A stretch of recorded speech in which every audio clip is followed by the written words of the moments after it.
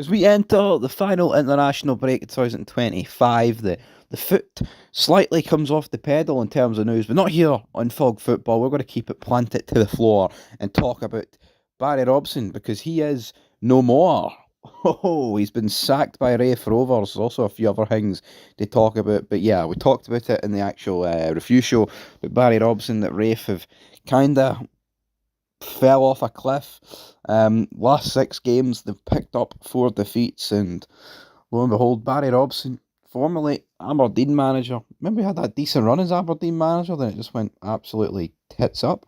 Well, he'll be reminiscing about those days, won't he? Anyway, assistant manager Andy Kirk has also been relieved of his duties as they sit in 6th place with 18 points from 14 games. He moved to Starks Park at the end of 2024, depart 11 months into a 2.5 year contract. They're 13 points behind St Johnstone, 1 behind Dunfermline. Experienced defender Paul Hanlon will step in as interim player manager for the next match at home to Airdrie on Saturday. Hanlon will be assisted by technical director John Potter and first team coach Mark McKenna. Now, I mean, they're not even. They're a point off. Obviously Dunfermline, 5 rivals, but they're a point off them who are sitting 4th. It's not like Raith are sitting in a situation where the season's over. Could they have gave Barry Robson a bit more time? I think they could have. I genuinely believe Barry Robson could have got until what, start of December. See where we are then. But again, it's all about recency bias here, and 4 defeats in the last 6 games. The writing's on the wall there. It is. It's looks like it was only going one direction. So I wonder who's going to get the Raith Rovers job. Barry Robson. Exactly it work out there for him. But moving on to the SFA, because they have delivered a verdict on Hamilton. And troubled Hamilton Academical have been left without a director, while Scottish FA ruling also bans the League One club's owners from the day-to-day running of affairs. The governing bodies state that neither Sourif Sigan nor Jerry Strain are fit and proper to hold a position in the game. The owner resigned as a director last month, while Chairman Jock Brown recently stood down, which had left Strain as the sole director. Accies were relegated from the Championship last season for a variety of regulation breaches, including issues over stadium ownership, which resulted in a 15-point deduction. They were deducted more points in October. If Hamilton do not comply with the SFA's bans on Segan and Strain, they will face the possibility of further penalties. 7th in the table, having been knocked off top spot by this term's points deduction.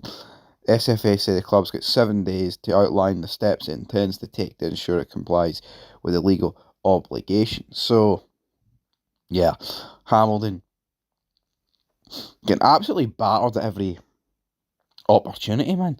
Don't know what they're doing. Because it's funny, it's like, all they've got to do here is these guys that have been told, right, you can't sit in these positions. All they've got to do is not sit in these positions. So, if they fuck this up, this is simply just them shooting themselves in the foot, which is hardly, it's not surprising, like, considering what they've done all season.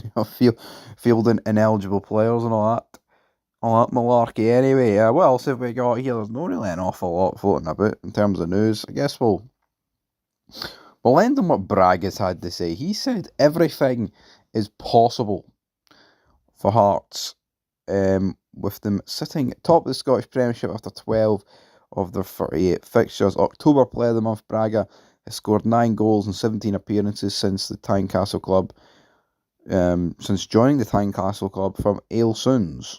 Ailsuns? Where did Hearts even sign him from? Slovakia or something? Hearts are 7 points clear of Celtic, haven't played a game more than defending champions. Everything is possible, to be honest. Story of my life makes me believe that everything is possible, but I think the moment we start thinking about the end of the season is already the moment we might be going to lose ourselves. We just need to keep our feet on the ground.